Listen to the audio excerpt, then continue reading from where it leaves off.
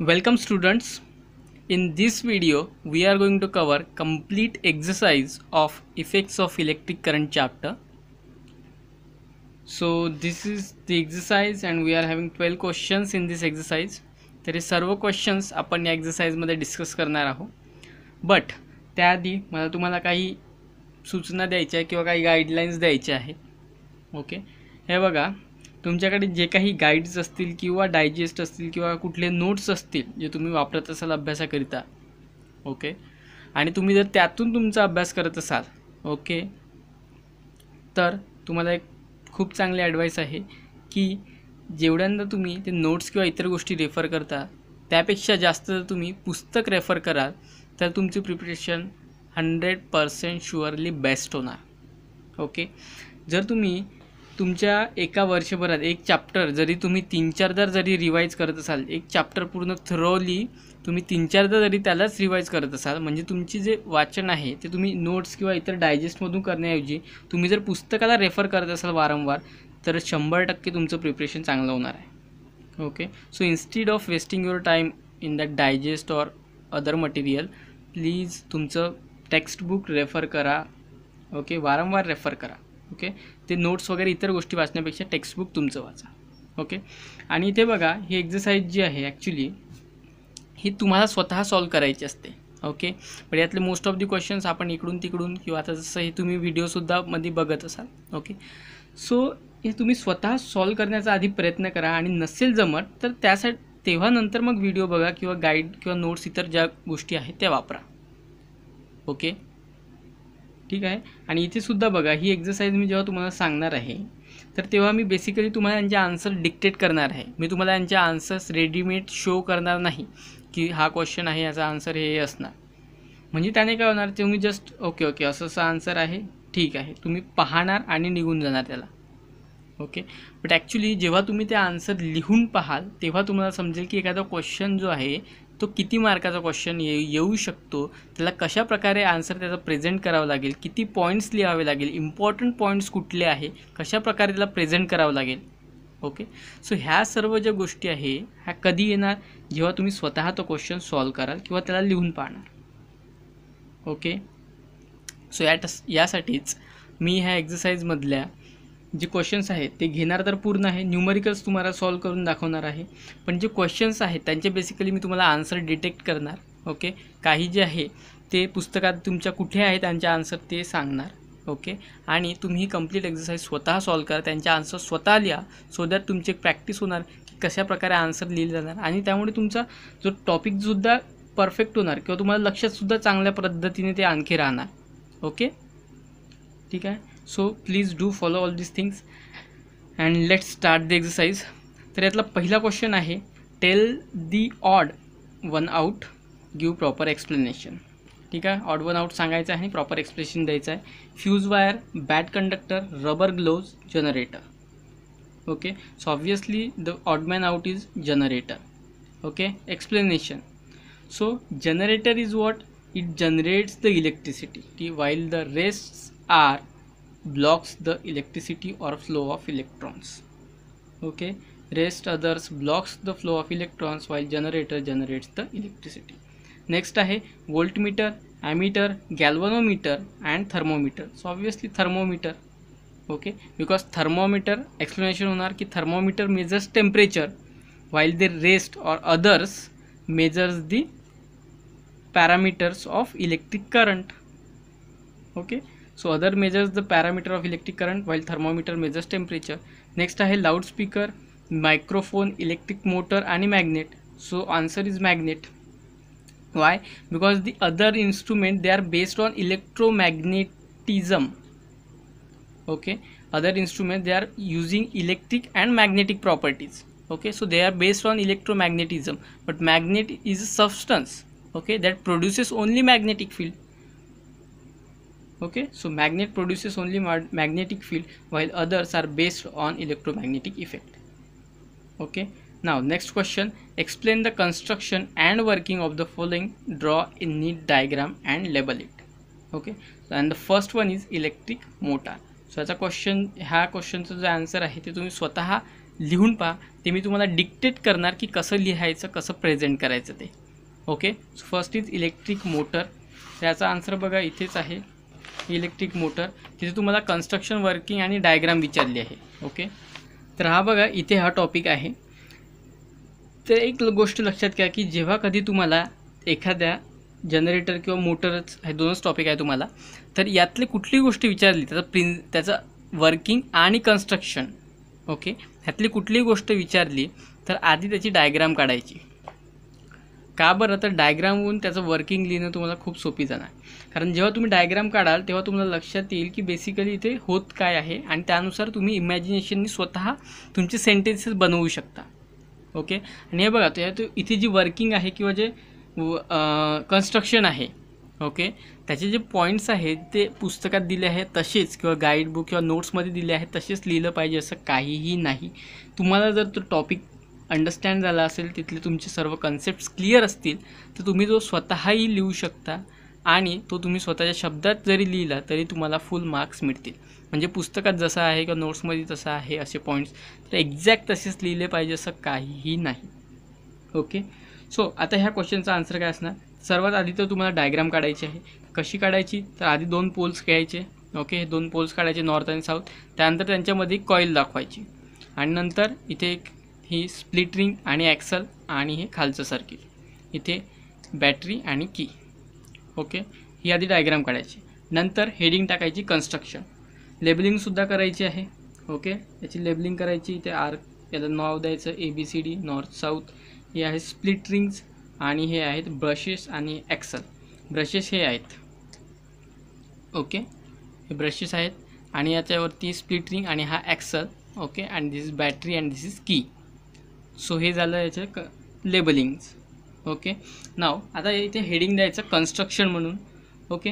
आता एक गोष्ट लक्षात घ्या की जेव्हा तुम्ही कन्स्ट्रक्शन लिहिता, ओके, तर कन्स्ट्रक्शनमध्ये तुम्ही बघा इथे सरळ हा जो पॅराग्राफ आहे कंप्लीट तुम्हाला कन्स्ट्रक्शन दिलं आहे. परंतु कन्स्ट्रक्शन तुम्ही असं पॅराग्राफ वाईज किंवा पॉईंट्स वाईज लिहिण्यापेक्षा जर तुम्ही त्या कन्स्ट्रक्शनमध्ये ॲक्च्युली पॉईंट्स किती इन्क्लूड आहे, जे कंपोनंट्स इन्क्लूड आहे त्यांना जर मेन्शन केलं तर ते चांगलं दिसणार. जसं की इथे तुम्ही आधी हेडिंग द्याल कन्स्ट्रक्शन म्हणून. ओके.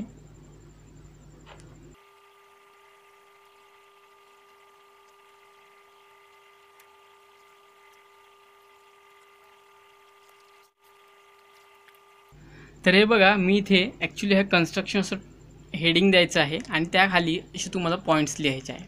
सो बघा जेव्हा तुम्ही पेपरमध्ये असं प्रेझेंट कराल तर ते ॲक्च्युली पाहणार नाही की तुम्ही काय लिहिलं आहे काय नाही. त्यांना जेव्हा तुम्हाला दिसणार की डायरेक्ट तुम्ही हे जे पॉईंट्स लिहिले आहे आणि त्यांच्यापुढे एक एक लाईन जरी लिहाल तरी सफिशियंट आहे. ओके. म्हणजे तुम्हाला प्रेझेंटेशन कसं करायचं आहे तर ते लक्षात घ्या. ओके. तुम्ही जर नुसता तिथे पॅराग्राफ जरी लिहून ठेवला असा किंवा पॉईंट जरी हे लिहिले तरी त्यांना कळणार नाही की नेमक्या तुम्ही ज्या गोष्टी ते इन्क्लूड करायच्या आहेत त्या केल्या आहे की नाही. ओके. सो तुम्ही कन्स्ट्रक्शन अशी हेडिंग द्यायची आणि पहिलं घ्यायचं की ज्या ज्या गोष्टी ते इन्क्लूड आहेत त्या. म्हणजे इथे बघा इन्सुलेटेड कॉपर वायर आहे, नंतर मॅग्नेटिक पोल्स आहेत, बरोबर, नंतर इथे ॲक्सल आहे, नंतर स्प्लिट रिंग्ज आहेत, कार्बन ब्रशेस आहे, इथे बॅटरी आहे. सो ह्या सर्व गोष्टी ज्या आहे मेन त्या सर्व आधी त्यांचे पॉईंट्स बनवून घ्यायचे. ओके. जे की मी इथे बनवले आहे. ओके. मग इथे एक एक सरळ एक एक कोड लिहित जायची प्रत्येक टॉपिक खाली. जसं की पहिला आहे insulated copper wire. Okay. So पहिला मग हे टाकायचं आणि इथे लिहायचं की an insulated copper wire is placed between the magnetic poles simply in the form of rectangular coil. झालं. Second magnet poles. Okay. So a north pole and south pole is placed to create a magnetic field. झालं. Simple. Third split rings. So split rings किंवा तुम्ही इथे सांगू शकता की split rings XY, त्यांना तुम्ही नावं देऊ शकता. Okay. So split rings XY are connected to the 2 ends of the coil. Right. To the 2 ends of the coil. Simple. एवढंच सांगायचं. Carbon brushes. So carbon brushes are in touch with the split rings किंवा carbon brush E is in touch with split rings X and carbon brush F is in touch with split rings Y. यांना नाव दिले तर तुम्ही. Okay. So these are in touch with this and they provide the pathway for the electric current. Simple असे statement तुम्ही स्वतः बनवू शकता. ओके, कार्बन ब्रशनंतर ॲक्सल. ॲक्सलचं काय काम आहे इथे, तर axle provide support to the split rings. Simple एक स्टेटमेंट. नंतर बॅटरी. बॅटरीचं काय काम आहे, so battery provides the electrical supply of electric current. झालं कन्स्ट्रक्शन. ओके, नेक्स्ट आहे आता वर्किंग. आता हे बघा, वर्किंग जे आहे ते तुम्ही पुस्तकात दिलं पाहिजे. अगेन तसंच काय लिहिलं पाहिजे असं काही नाही. तुम्हाला समजलं असेल तर तुम्ही स्वतःचे पॉईंट बनवून सुद्धा लिहू शकता. ओके, अगेन इथे तुम्हाला हेडिंग द्यायची आहे वर्किंग म्हणून. ओके, आणि त्यात तुम्हाला त्याचे पॉईंट्स लिहायचे आहेत. ओके, की कसं वर्किंग होतं ते. ठीक आहे. तर हे बघा, इथे ॲक्च्युली ज्याप्रमाणे याचं वर्किंग होतं त्याचप्रमाणे तुम्हाला एक्सप्लेन करायचं आहे. म्हणजे बघा, जसं की इथून आधी करंट बॅटरीतून फ्लो होणार. सो आधी सांगायचं की when the current will flow it will goes from the split rings carbon brushes through the coil. आणि नंतर ए बी आणि सी डीमध्ये त्यांचं मोशन कसं आहे, त्यानुसार त्यांचं कशा त्या पद्धतीने मूव्ह होतात ते सर्व आपल्याला एक्सप्लेन करायचं. नंतर तो कसा रिटर्न होतो आणि परत येतो. सो इथे काय चेंजेस होतात ते बेसिकली स्टार्टिंग टू एंड आपल्याला वर्किंगमध्ये सांगायचं आहे. ओके, सो फर्स्ट पॉईंट होणार की when the circuit is completed. Okay, when the circuit is completed, current flows in the branch AB of the loop from AB through the carbon brushes E and F. Okay, मग next point यात तुम्ही टाकाल, so now current is flowing from ABCD. Okay, or current is flowing in direction ABCD. आज first पॉईंटमध्ये. Now second point तुम्ही टाकाल की according to Fleming's left hand rule a force is exerted on branch AB in downward direction. Okay, on branch AB in downward direction, and a force is exerted on branch CD in upward direction. बरोबर. Hence the loop and the axle start rotating in anti-clockwise direction. Third point होणार. Okay, now fourth point होणार, after half rotation two halves of the split ring X and Y come in contact with carbon brushes E and F respectively. Okay, now the current will flow in direction DCBA. Therefore, force is exerted on branch DC in downward direction and on branch AB or BA in upward direction, and hence the loop continue to rotate in anti-clockwise direction. Okay, now next point होणार कि thus current in the loop is reversed after each half rotation, and the loop and the axle continue to rotate in anti-clockwise direction, and in this way an electric motor works. Okay, संपलं. Okay, ठीक आहे. तर अशा पद्धतीने explain करायचं आहे. नाव next आहे electric generator. Okay, so electric जनरेटरमध्ये सुद्धा एक्झॅक्ट इलेक्ट्रिक मोटरचं जसं होतं तेच इथे सुद्धा करायचं आहे आपल्याला. ओके, सो याची डायग्राम तुम्हाला काढता येईल आणि लेबलिंगसुद्धा तुम्हाला करता येईल. ओके, नाव आता याचं जे कन्स्ट्रक्शन आहे ते सुद्धा इलेक्ट्रिक मोटरसारखंच आहे, एक्झॅक्ट सेम. तसेच तुम्हाला पॉईंट्स बनवायचे आणि लिहायचं आहे. ओके, तर एक एक लाईन तुम्ही तिथे लिहू शकता. फक्त चेंज कुठे आहे तिथे, तर तिथे आपण यूज केल्या होत्या स्प्लिट रिंग्स. तर इथे आपल्याला यूज करायच्या आहेत ह्या कंप्लीट असणाऱ्या स्लिप रिंग्स, किंवा त्यांनाच म्हणतात कंडक्टिंग रिंग्स. ओके, तर तिथे फक्त एक चेंज करायचं आहे. आणि दोघांचंही पर्पज जे आहे ते सेमच आहे. इथे सुद्धा हेल्ड करून होत्या त्या, किंवा लूपला कनेक्ट होत्या लूपच्या एंडला, तिथे सुद्धा त्या लूपच्या एंडलाच कनेक्टेड आहे. ओके, सो कन्स्ट्रक्शनसुद्धा सेम आहे जे इलेक्ट्रिक मोटरसाठी होतं ते. ओके, फक्त इथे पार्ट आहे तो वर्किंगचा. ओके, सो हे वर्किंग जे आहे ते बेसिकली तुम्हाला या कंप्लीट पॅराग्राफमध्ये बेस्ट वेने आणि पॉईंट टू पॉईंट दिलेला आहे. ओके, सो जस्ट मी तुम्हाला सांगणार की कुठला पॉईंट कुठे घ्यायचा आहे ते. ओके, सो तुम्ही स्टार्टिंग करा कुठून, तर जे आपण आधी मोशन करतो आणि त्यानुसार तिथे करंट इंड्यूस होतो. सो इथे स्टार्टिंग करा की when the axle rotates. Okay, when the axle rotates, the branch AB goes up and the branch CD goes down. Okay, branch AB goes up, this branch goes up, CD goes down. ठीक आहे, इथून सुरुवात करा. आता इथे सुरुवात झाली आहे म्हणजे मोशन याची सुरुवात झाली आहे, सो दॅट करंट इंड्यूस होणार. मग सेकंड पॉईंट होणार, according to Fleming's right hand rule electric current is produce in the branches AB and CD in the direction A to B and C to D. Okay, thus the current flows in direction ABCD. Second point.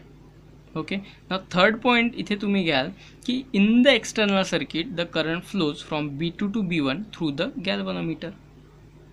Okay, हा second point. Now third point इथे होणार की after half rotation the branch AB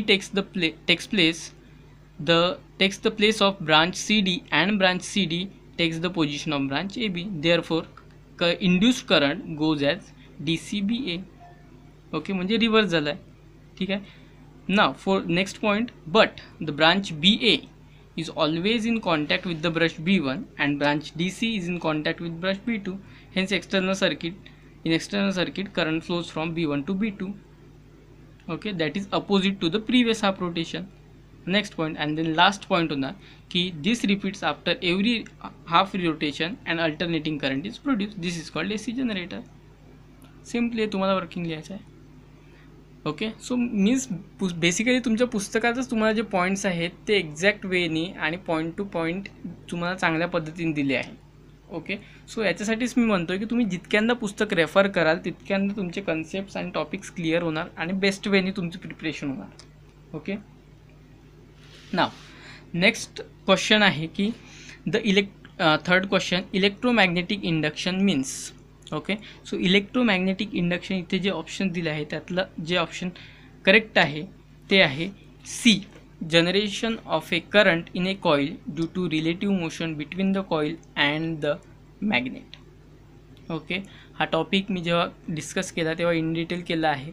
so तो part जो आहे तो बघा तुम्ही, सो दॅट तुमचे कन्सेप्ट क्लिअर होणार. So electromagnetic induction means generation of a current in a coil due to relative motion between the coil and the magnet. Okay. Now next question आहे fourth, explain the difference AC generator and DC generator. Okay, तर इथे तुम्ही एक AC जनरेटरचा block करा आणि दुसरा DC जनरेटरचा आणि त्यांच्यातला डिफरन्स. ओके, सो दोन ब्लॉक करा, एक AC साठी आणि दुसरा DC साठी. तर AC जनरेटरमध्ये फर्स्ट पॉईंट लिहा की the output current flows in both direction. Okay, that is forward and reverse.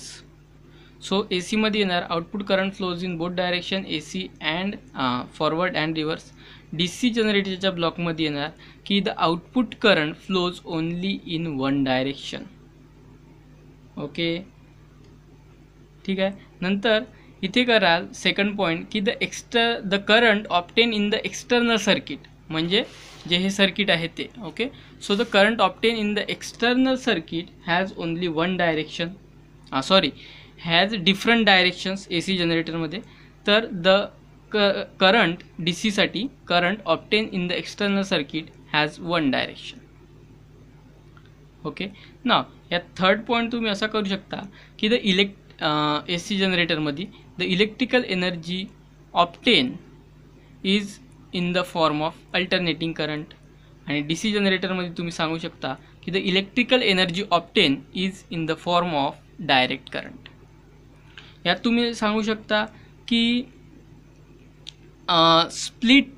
AC जनरेटरमध्ये slip rings are use to held the coil.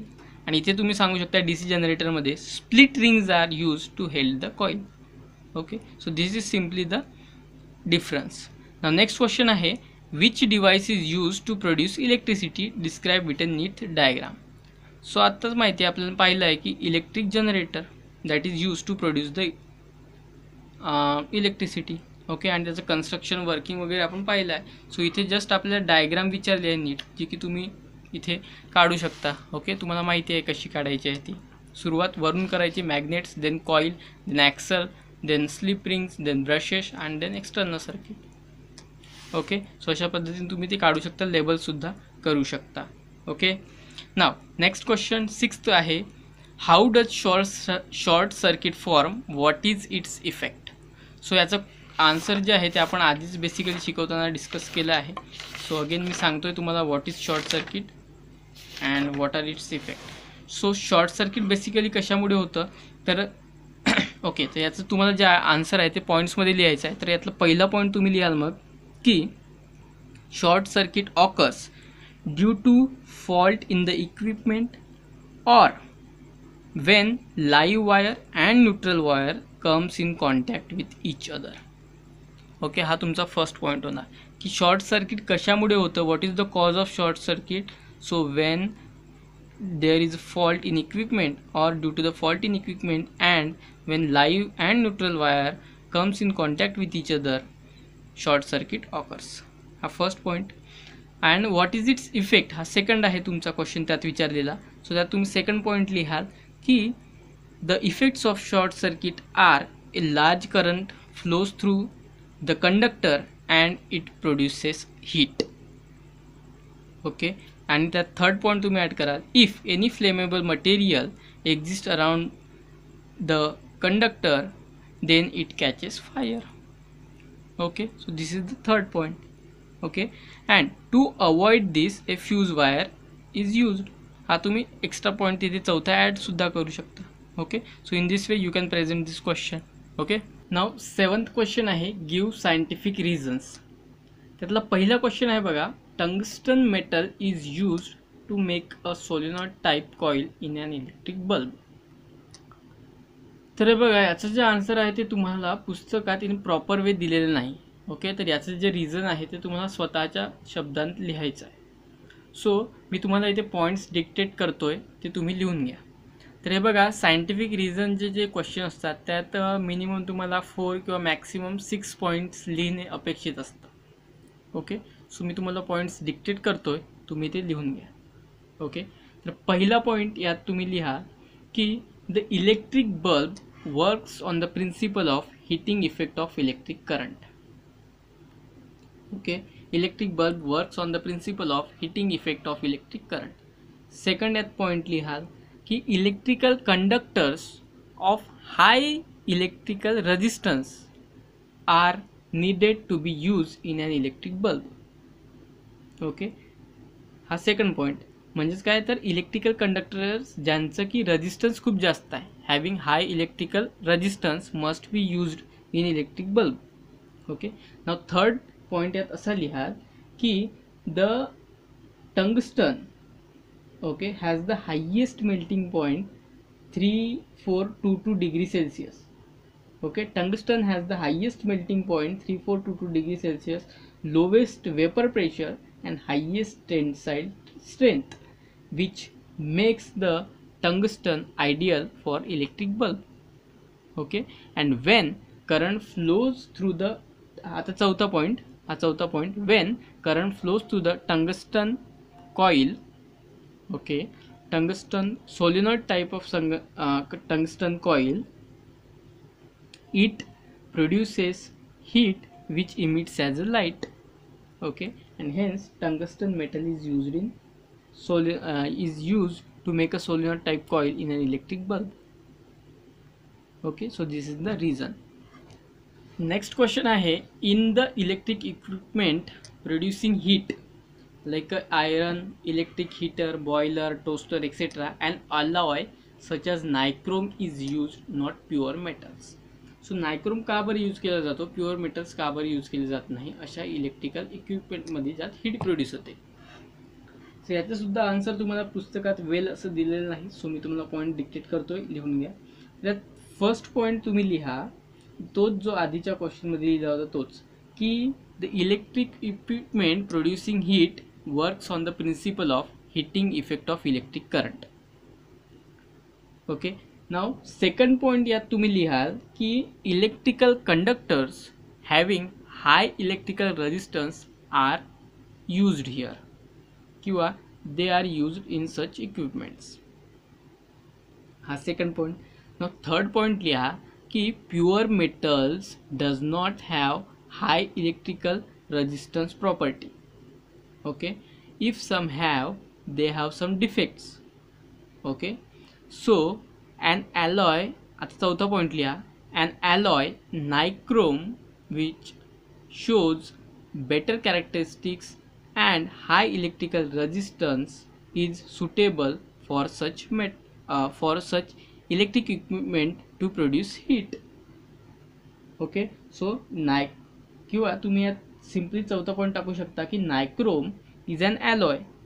Okay, and therefore it has better properties and higher electrical resistance than the pure metals. Okay, and hence nichrome is used in equipment producing heat. ठीक आहे, तर अशा प्रकारे तुम्ही याचा answer लिहू शकता. Next question is for electric power transmission copper और ॲल्युमिनियम वायर इज यूज. आता यात तुम्ही बरेचसे पॉईंट लिहू शकता. तर पहिला पॉईंट लिहा, म्हणजे इलेक्ट्रिक पॉवर ट्रान्समिशनसाठी कॉपर आणि ॲल्युमिनियमच्याच वायर का बरं यूज केले जातात. ओके, सो यात पहिला पॉईंट लिहा की copper and aluminium okay are the metals having high electrical conductivity. हा पहिला पॉईंट. Okay, they have high electrical conductivity. Second point लिहा, as they are metals they have high melting and boiling point. हा यातला second point होणार. Okay, next तुम्ही यात लिहू शकता की as they are metals they are high किंवा थर्ड असं टाका, also they are malleable and ductile. तर मॅलिएबल अँड डक्टाईल म्हणजे काय, तर त्यांना तुम्ही थीन असं जेव्हा तुम्ही चपटे कराल तर त्यांना थीन अशा वायर्समध्ये तुम्ही हे करू शकता. ओके, किंवा थीन वायर्स त्याच्या बनवू शकता. सो त्यांना म्हणतात मॅलिएबिलिटी आणि डक्टिलिटी. ओके, मॅलिएबल म्हणजे तुम्ही त्यांना चपटे करू शकता आणि डक्टिलिटी म्हणजे वायर्समध्ये त्यांना कन्वर्ट करू शकता, बारीक वायर्समध्ये. So third wire also they are malleable and ductile so that thin wires can be produce from them. Okay, आणखी एक पॉईंट तुम्ही यात ॲड करू शकता की in aluminum and copper free electrons are easily available to conduct electricity. Okay, also these metals are cheaper than other metals and are readily available. Okay, हा चौथा पॉईंट तुम्ही ॲड करू शकता. Hence for electric power transmission copper and aluminum wire is used. Okay, next question आहे, in practice the unit kilowatt hour is use for the measurement of electrical energy rather than joule. Okay, so याचं जे answer आहे ते basically तुम्हाला इथेच या बॉक्समध्ये दिलेलं आहे, जे की तुम्ही इथलं जसं आहे तेच बेसिकली तुम्ही लिहू शकता की जूलच्या ऐवजी आपण 1 किलोवॅट अवर का बरं यूज करतो. ओके, सो इथे तुम्ही टाकू शकता की the unit of electric power watt or joule. ठीक है, वैट और जूल क्या is a very small unit.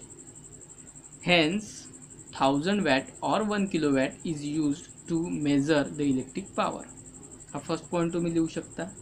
Okay, if 1 kilowatt power is use for 1 hour it will mean 1 kilowatt hour into 1 hour of electrical energy is use. Third point तुम्ही यात add करू शकता की the electrical bills measure the power consumption in terms of units where 1 unit means 1 kilowatt hour. Okay, so that joule is small unit and not easy for convenient. Okay, hence 1 kilowatt hour is used. आणि यात चौथा point तुम्ही टाकू शकता then की 1 kilowatt hour is equal to 1 kilowatt hour आणि हे सांगू शकता की 3.6 × 10⁶ joules. Okay, hence it is easy to consider 1 kilowatt hour instead of this value. Okay, and hence the unit of kilowatt hour is used for the measurement of electricity.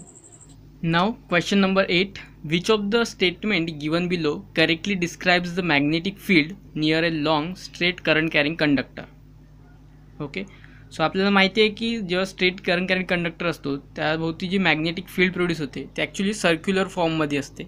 एक circle, त्याच्यानंतर त्याच्यावरती दुसरा, त्याच्यानंतर त्याच्यावरती तिसरा.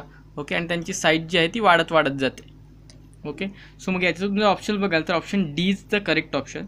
The magnetic lines of force are in concentric circles.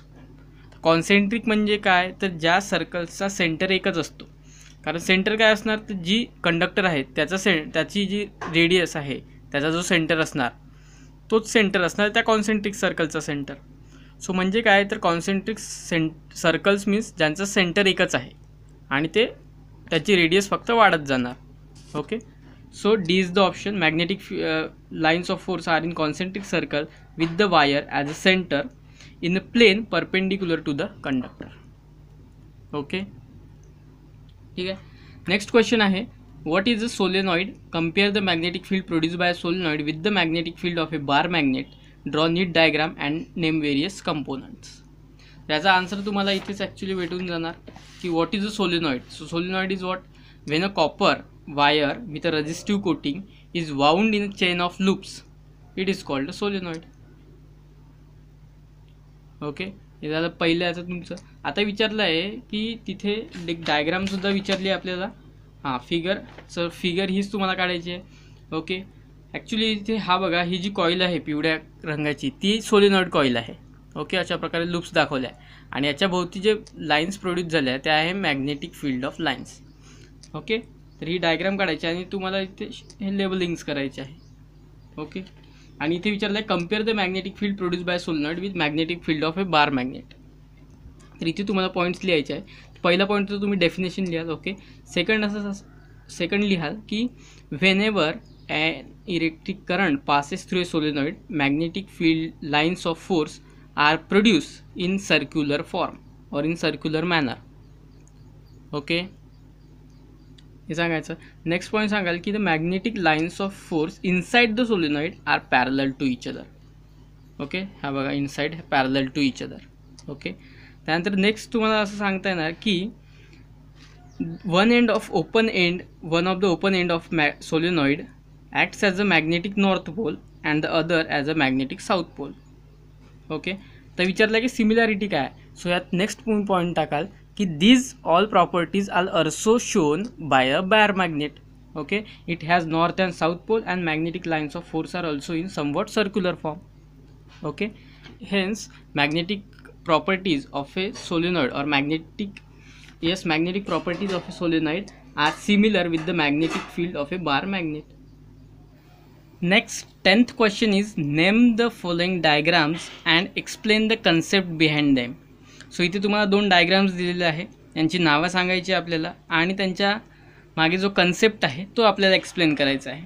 Okay, so 3 or 4 points इथे maximum expected आहेत, ते तुम्हाला लिहावे लागतील. सो मग फर्स्ट पॉईंट तर नाव. Okay, and then concept. So a डायग्रामसाठी आता इथे बघाल तर ए डायग्राम आहे basically Fleming's right hand rule. Okay, so मग फर्स्ट पॉईंट सांगायचा तर the diagram. Okay, the diagram is of Fleming's right hand rule. Simple सांगायचं की the diagram is about the Fleming's right hand rule. Okay, next आता कन्सेप्टवर येऊ आपण.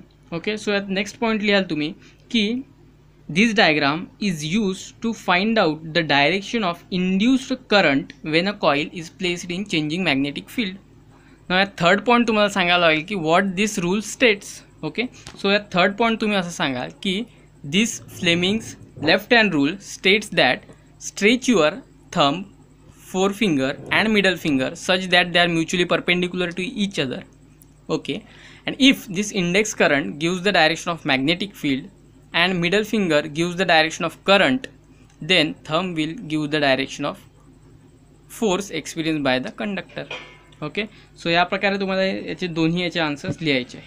Okay, now next question is question number 11. Identify the figures and explain their use. So यातला first बघा 3 figures इथे तुम्हाला दिलेले आहे आणि इथे तुम्हाला ती आयडेंटिफाय करायची आहे की फिगर कशाची आहे आणि त्याचा यूज काय आहे ते. ओके, तर यात बघा ए आहे ती आहे इलेक्ट्रिक फ्यूजची. सो यात सुद्धा तुम्हाला मिनिमम 4 ते 5 पॉईंट्स लिहिणे अपेक्षित आहे. ओके, सो फर्स्ट पॉईंट यात येणार की ती फिगर कशाची आहे. So first point, this figure is of electric fuse. Second point असं घ्या की electric fuse are use to protect the electric equipment by breaking the electrical circuit. Okay, when there is a short circuit. Okay, आता हा use कसा होतो ते तुम्हाला जरा इलॅबोरेट करावं लागेल तिथे, म्हणजेच त्या फ्यूजचं कन्स्ट्रक्शन कसं असतं त्याबद्दल. जसं की मग तुम्ही सांगा थर्ड पॉईंट की this fuse has a fuse wire which has a very low resistance and low melting point. Okay, next point then तुम्ही सांगाल की when there is a short circuit or when an excessive amount of current flows through the circuit, this fuse wire melts. Okay, and therefore current flow in the circuit is stopped. So next point मग येणार की in this way electric fuse protect the circuit from short circuit. Okay, second diagram आहे ही आहे बी diagram. So यात सुद्धा first point येणार की this figure is of MCB means miniature circuit breaker. Okay, then second point येणार की याचा use काय आहे. Okay, so MCB is used. Okay, यात तुम्हाला ॲड करावं लागेल सेकंड पॉईंट की MCB is use to protect the electrical circuit from overloading. Okay, नंतर थर्ड पॉईंटमध्ये याचा यूज आहे त्याला तुम्हाला थोडं इलॅबोरेट करून सांगावं लागेल. ओके, सो थर्ड पॉईंट तुम्ही मग यात असं सांगू शकता की दिस MCB automatically switches of the electrical current. Okay, when there is overloading. ठीक आहे, सो अशा प्रकारे तुम्ही याला सुद्धा एक्सप्लेन करू शकता. नेक्स्ट आहे सी, ही डायग्राम दिलेली आहे. तर इथे सुद्धा तुम्हाला फर्स्ट पॉईंट सांगायला लागेल की this figure is of electric motor. Okay, second point तुम्हाला यात सांगावं लागेल की याचा यूज काय आहे. So electric motor converts electric energy into mechanical energy. Okay, हा होणार सेकंड पॉईंट. मग थर्ड पॉईंट तुम्ही याचा यूज जो आहे तो इलॅबोरेट करू शकता की this electric motor is used in pumps and then washing machines, refrigerator. Okay, आणि वेगवेगळे जे ॲप्लिकेशन्स आहेत ते तुम्ही सांगू शकता. अगेन तुम्ही याचं वर्किंगसुद्धा इथे एक्सप्लेन करू शकता की कुठल्या प्रिन्सिपलवर वर्क करतं. ओके, सो अशा पद्धतीने तुम्ही हा क्वेश्चन सॉल्व करू शकता. ओके, नाउ नेक्स्ट आहे 12th question, solve the following example. Okay, so हे न्यूमेरिकल्स आहेत चारही न्यूमेरिकल्स मी तुम्हाला सोडवून दाखवणार आहे. कशा पद्धतीने लिहायचे ते सुद्धा तुम्हाला एक्सप्लेन करणार आहे. Okay, so let's start then. तर हे बघा, हा जो फर्स्ट न्यूमेरिकल आहे तो मी तुम्हाला सोडवून दाखवणार आहे. तर हा जो फर्स्ट न्यूमेरिकल आहे त्यात बघा काय दिलं आहे की heat energy is being produced in A resistance in A circuit at the rate of 100 watt. Okay, so हा ए न्यूमेरिकल आहे. आधी तुम्हाला काय लिहायचं आहे, हे बघा न्यूमेरिकलसुद्धा तुम्हाला स्टेप वाईज सॉल्व करावे लागतात. ओके, त्यात काही स्टेप्स असतात त्या फॉलो करा. ओके, असं काहीच नाही फॉलो केलं पाहिजे. तुम्ही जनरल जे आहे ते आपले सोडवू शकता, परंतु पेपरमध्ये प्रॉपर वेमध्ये तुम्हाला त्याला प्रेझेंट करावं लागेल. सो दॅट जो इव्हॅल्युएटर आहे त्यापुढे तुमचं चांगलं इम्प्रेशन पडणार. ओके, सो यात तुम्हाला आधी जे काही दिलं आहे ते तुम्ही लिहून घ्यायचं गिवन या हेडिंग अंडर. ओके, गिवन या हेडिंगच्या खाली तुम्हाला जे दिलं आहे ते लिहून घ्यायचं. नंतर इथे टू फाइंड एक हेडिंग द्यायची की तुम्हाला फाइंड काय करायचं आहे, अँड देन इथे स्टार्ट करायचं सोल्युशन, किंवा तुम्ही इथे कॅल्क्युलेशनसुद्धा लिहू शकता. ओके, सोल्युशन और कॅल्क्युलेशन. सो इथे मग बघा, heat energy is being produce in the resistance in a circuit at the rate of 100 watt. म्हणजे आता वॅट हे कशाचं युनिट आहे तर पॉवरचं आहे. म्हणजे ऑब्व्हियसली आपल्याला पॉवर दिली आहे किती तर 100 वॅट. Okay, 100 watt. आता एक गोष्ट लक्षात घ्या की पॉवर म्हणजेच काय असतं तर एनर्जी पर युनिट टाईम. बरोबर, power is equal to energy transferred or consume per unit time. हा फॉर्म्युला आपण शिकलो आहे आधीच. सो त्याला तुम्ही पॉवर म्हणजेच काय तर एनर्जी पर युनिट टाईम असं सुद्धा म्हणू शकता. ठीक आहे, म्हणजे 100 वॅट पॉवर जी आहे ती कन्झ्यूम होत आहे किंवा हीट एनर्जीच्या फॉर्ममध्ये ती लॉस होत आहे. म्हणजे पर युनिट टाईमला एवढी एनर्जी हीटच्या फॉर्ममध्ये लॉस होत आहे. ठीक आहे, now a current of 3 ampere is flowing in the circuit, what must be the value of resistance. आता इथे करंट दिला आहे बघा, करंटला आपण इंडिकेट करतो आयनी. I is equal to 3 ampere current. Now to find काय करायचं आहे तर रेजिस्टन्स फाइंड करायचं आहे R equals to question mark. Okay, now आता इथे जो कॅल्क्युलेशन पार्ट आहे तिथे तुम्हाला फॉर्म्युला आणि त्याच्या स्टेप्स द्यायचे आहे. सो इथे तुम्ही सर्वात आधी सांगायचं की we know or we have. Okay, no घेऊ शकता किंवा हॅव, म्हणजे आपल्याकडे आहे किंवा आपल्याला माहिती आहे. ओके, कशाला लिहायचं तर just impression. Okay, so we know or we have. आता आपल्याला फॉर्म्युला माहिती आहे बघा, P equals to voltage into current. Okay, हा फॉर्म्युला आपल्याला माहिती आहे की power equals to voltage into current means I. Right. आता इथे बघा दिलेल्या कुठल्या गोष्टी आहेत. सो पॉवर आपल्याकडे आहे, देन व्होल्टेज नाही, अँड देन करंट दिलेला आहे. ओके, सो व्होल्टेज ही क्वांटिटी आहे जी की आपल्याकडे नाही, but we have Ohm's law.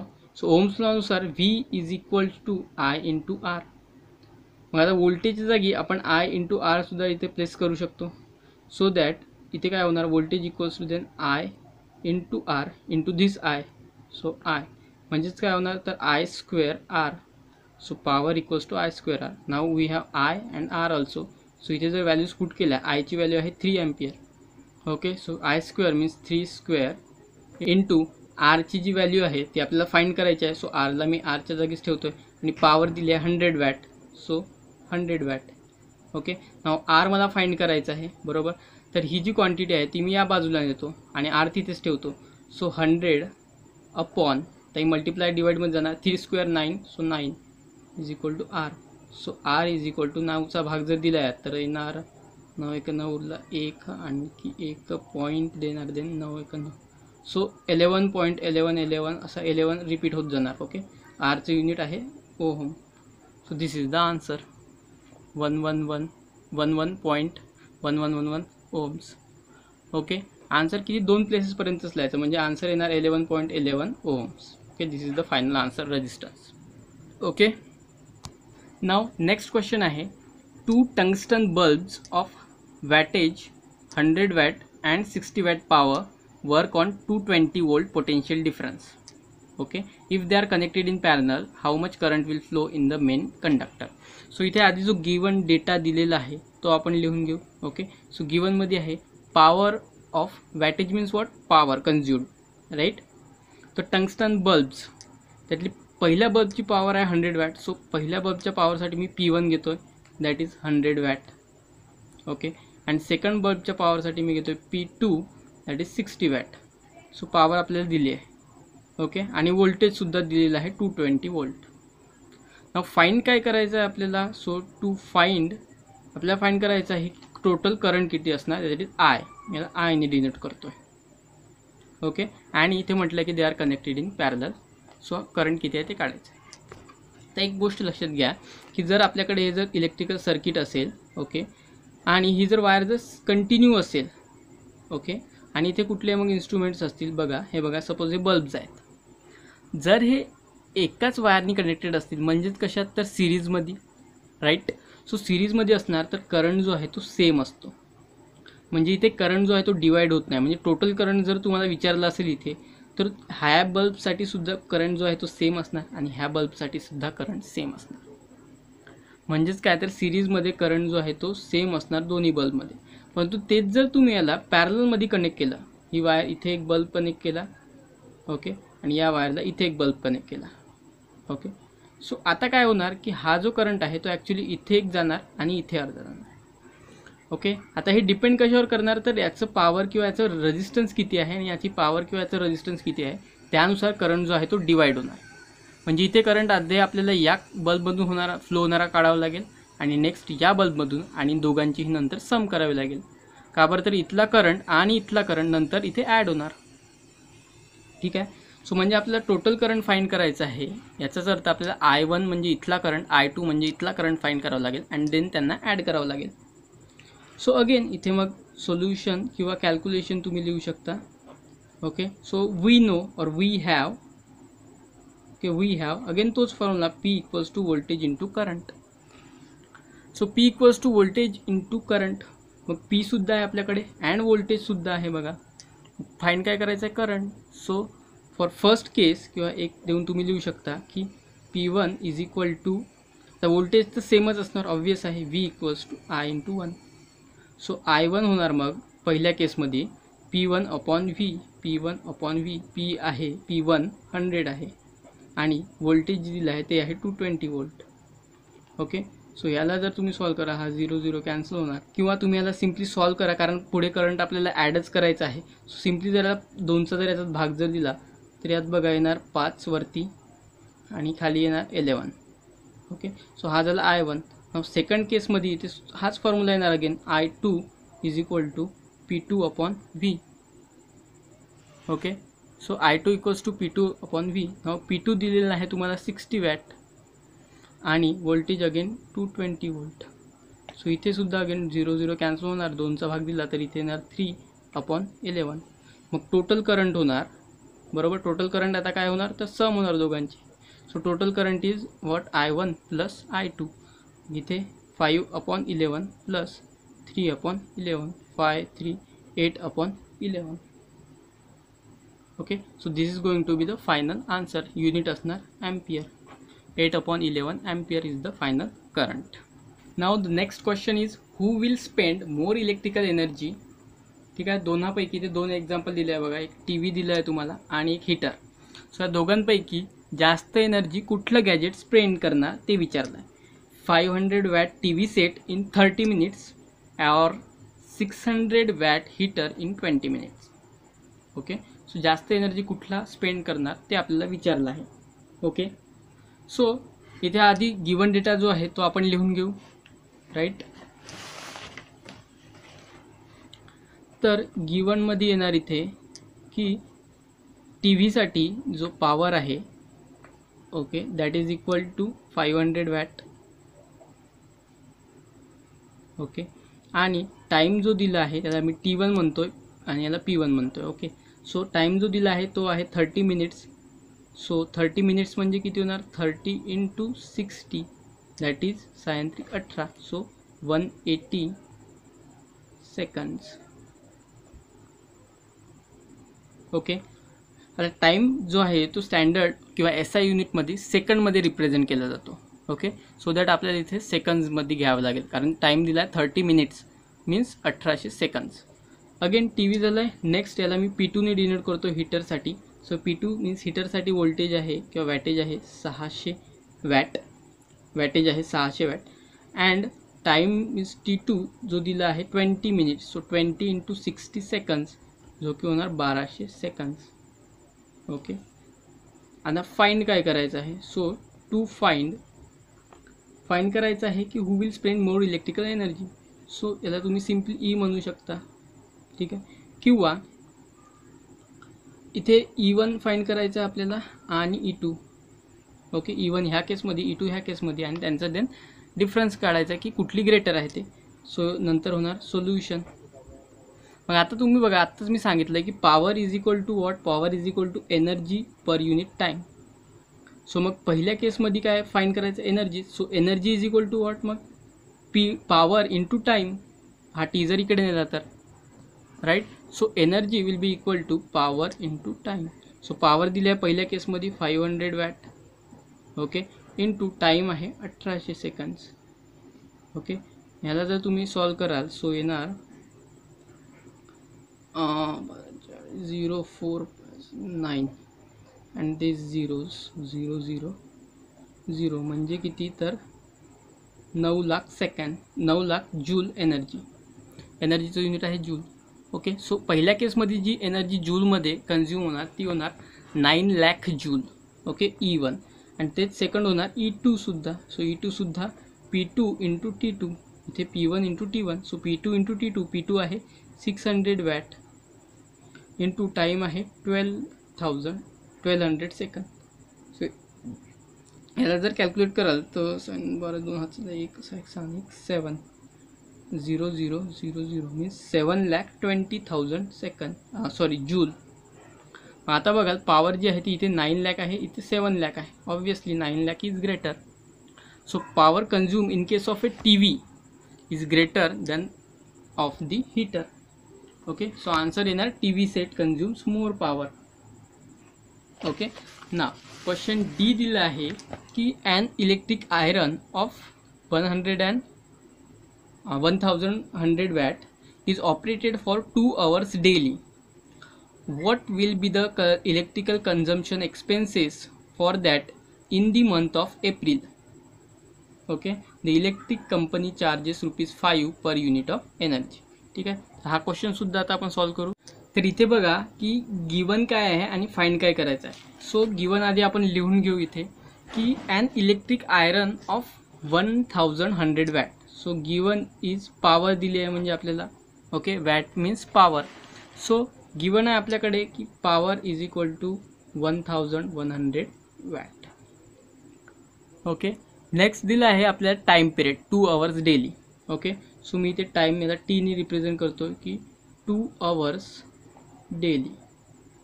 Okay. 2 तास रोज. What will be the electrical consumption expenses for that of the month of April. Okay. आता आपल्याला फाइंड काय करायचं आहे मग. सो टू फाइंड काय monthly expense. Okay. Monthly expense म्हणजे एका महिन्याचा किती खर्च येणार त्या इलेक्ट्रिक आयरनसाठी म्हणजे इस्त्रीसाठी तो काढायचा आहे आपल्याला.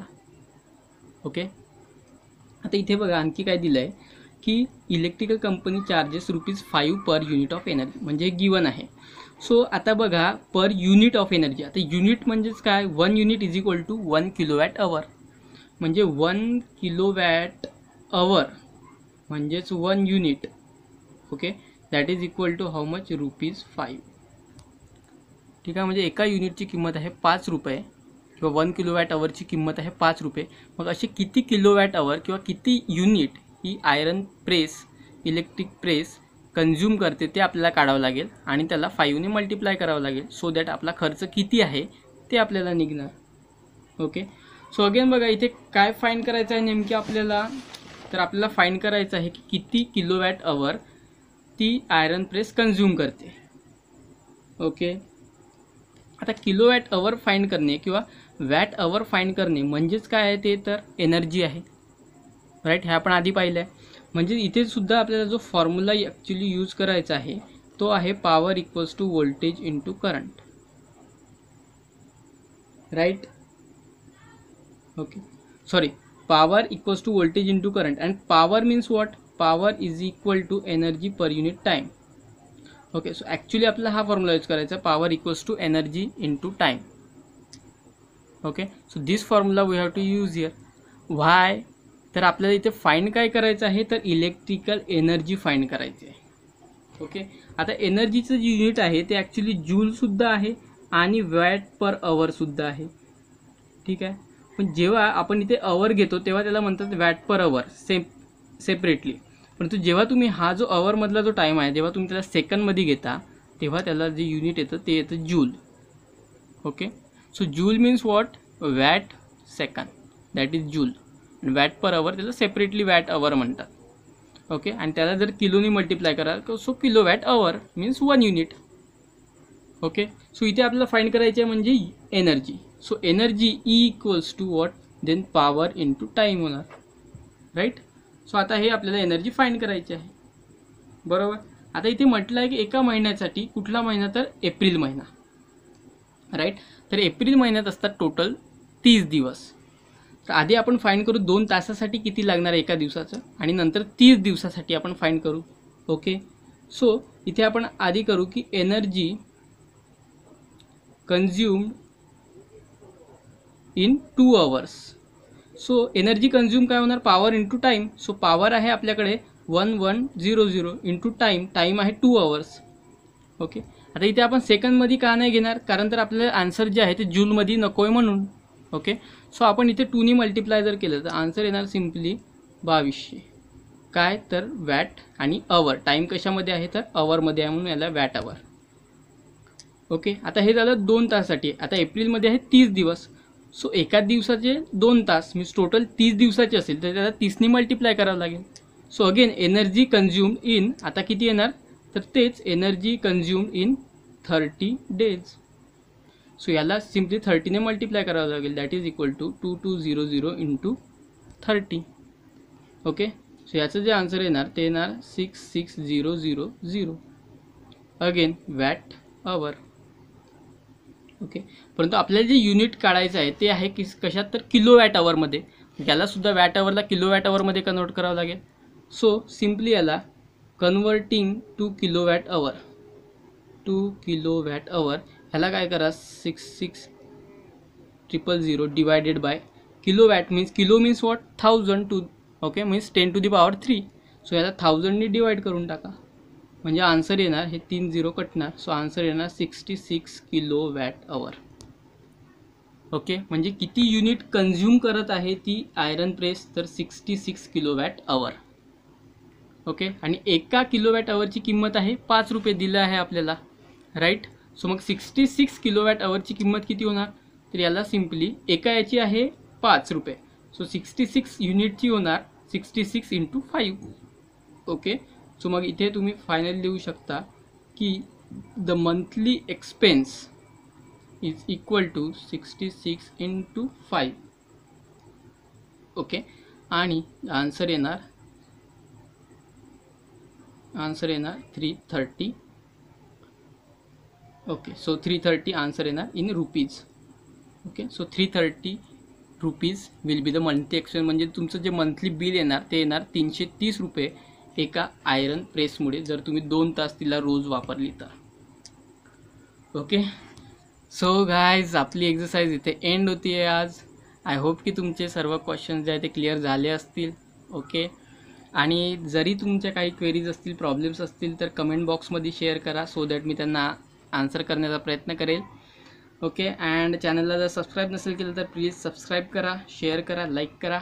ओके, भेटूया नेक्स्ट पार्टमध्ये. So keep studying and thanks for watching.